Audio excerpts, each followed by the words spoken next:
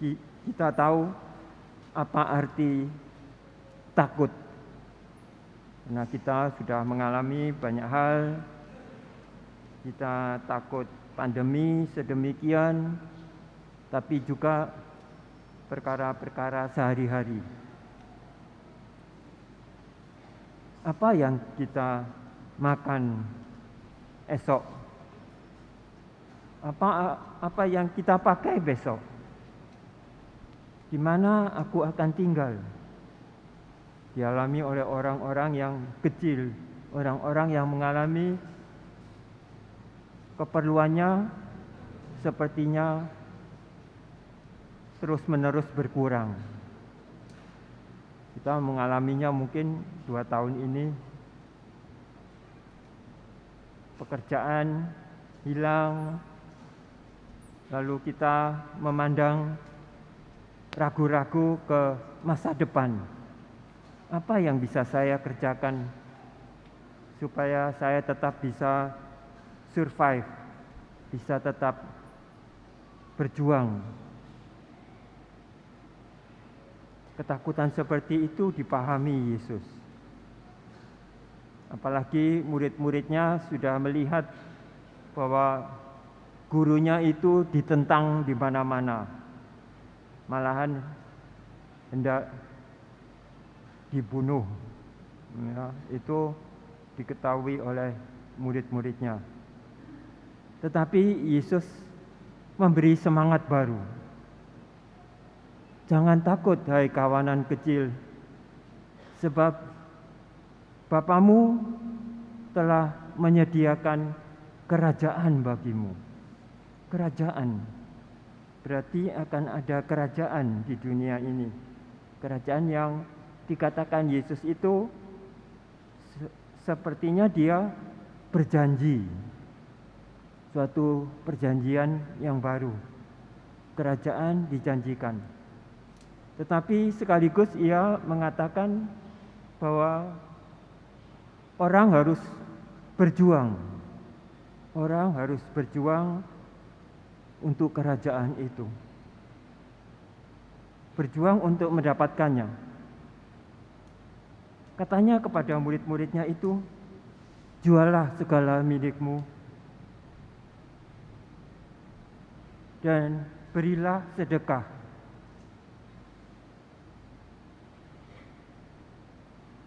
Itu sulit bagi kita yang selalu berpikiran tentang material, tentang harta dunia. Karena semua ya harus dibeli. Tidak seperti dahulu di mana di kampung-kampung ada suatu solidaritas, kesejahteraan bersama.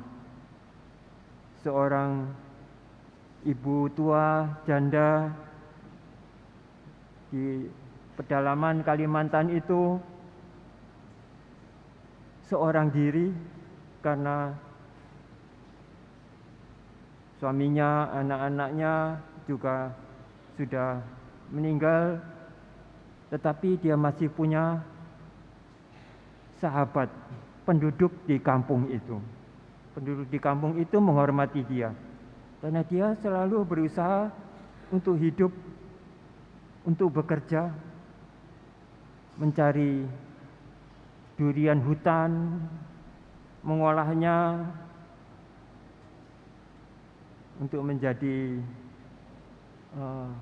penganan makanan, lalu dijual untuk mendapatkan makanannya. Itu semua suatu setia kawanan, kesetia kawanan. Begitu juga dengan maksud Yesus. Simpanlah pundi-pundimu itu di dalam surga, karena pundi-pundi itu tidak akan habis, tidak akan diambil oleh pencuri, tidak dimakan ngengat, rusak, tidak berkarat. Jadi jelas maksud Yesus supaya kita itu Jangan memikirkan yang bendawi, yang jasmani, tetapi pikirkanlah yang rohaniah. Mungkin orang tidak butuh makan, tapi butuh teman, persahabatan, saling memahami. Karena dengan demikian bisa saling membantu, bisa mengerti kebutuhan apa yang dibutuhkan orang, lalu kita berusaha.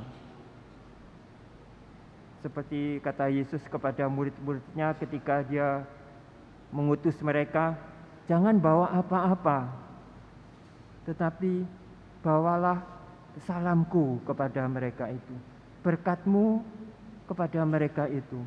Berikanlah salam damai, keramahan, agar berkatmu itu sampai. Wartakanlah sabdaku itu kepada mereka itu. Itulah yang dimaksud dengan pundi-pundi itu, bukan pundi-pundi material, tetapi pundi-pundi rohaniah. Usahakanlah itu. Yang penting rohaniah, yang lain-lain akan diberikan kepadamu. Itu kata Yesus. Dan Ia memberi kita jalan itu, jalan kepada kerajaan-Nya, jalan yang tidak segera kasat mata, tidak bisa dilihat, tetapi bisa menjadi nyata. Karena itulah karunia. Karunia itu yang diberikan Tuhan itu karunia iman. Tuhan bersabda supaya kita harta itu ditanamkan di dalam hati. Karena sabda Tuhan itu selalu bermata dua, mengangkat orang-orang benar, orang-orang yang jujur, orang yang bermaksud, berniat untuk ikut Tuhan, mendengarkan sabdanya, tetapi sekaligus juga untuk membinasakan musuh-musuh. Musuh-musuh itu keserakahan, kerakusan, ingin mengangkangi sendiri harta, ingin memiliki sendiri kebutuhannya, seperti orang kaya yang minggu lalu itu memikirkan hanya lumbungnya, bagaimana supaya lumbungku itu penuh, supaya aku bisa berfoya-foya bersama dengan keluargaku. Yesus memberikan karunia itu, karunia iman kepada setiap orang, dan karena iman itu memberikan harapan. Harapan itu akan dibawa terus-menerus sampai pada saatnya. Iman itu tidak kelihatan, tetapi menjadi nyata dalam hidup sehari-hari. Lihat kisah Abraham itu. Abraham diperintahkan untuk pergi, ia pergi ke tanah yang belum dia tahu di mana tanah itu, tetapi dia percaya. Karena iman dia dijanjikan menjadi bapa bangsa yang besar. Tetapi anaknya Ishak hendak dipersembahkan karena Tuhan Allah meminta anaknya Ishak itu dipersembahkan kepadanya. Dan ia tetap percaya bahwa melalui Ishak Allah itu menjadikan dia bapa bangsa-bangsa yang besar. Sampai Allah menjanjikan keturunanmu akan banyak seperti bintang di langit. Abraham percaya itu. Di zaman yang kemudian kita menemukan juga seorang perempuan yang dengan sepenuh hati mengerjakan pekerjaan Allah. Dialah Maria, Bunda Yesus. Maria, Bunda Yesus itu tidak memikirkan apa-apa selain kehendak Tuhan. Dia yang mempunyai iman yang sedemikian besar sampai diikut sertakan, ikut mengambil bagian dalam sengsara dan derita putranya itu. Sampai di kayu salib, sampai dia memangku jenazah Yesus, menguburkannya, menghadapi segala tantangan hidup, tetapi tetap setia. Semoga Bunda kita itu menjadi teladan hidup kita. Teladan bagaimana iman itu dinyatakan. Karena Tuhan Allah itu menghendaki agar kita ikut mengambil bagian. Supaya kerajaan itu pada akhirnya kita peroleh.